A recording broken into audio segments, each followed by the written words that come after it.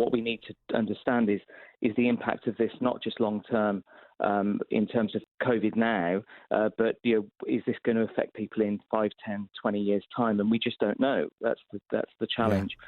So how we deal with that, and the best way that we can stop people getting long COVID is to stop them getting COVID in the first place. And as well as the impact on the NHS, of course, it's the impact on being able to return to work and their jobs, because they may not be able to return to the job they do.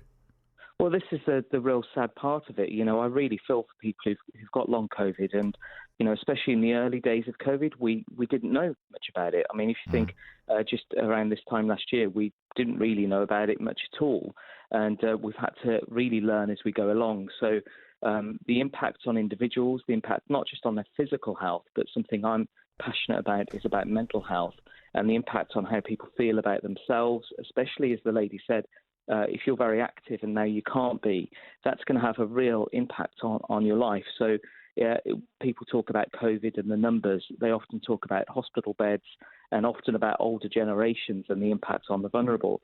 But this does affect younger people, and it affects everybody, but it's also affecting people in different ways. And long COVID is one of those ways that can have a real damaging effect on people's lives. So what do you hope will come out of the parliamentary debate this week then, Dean?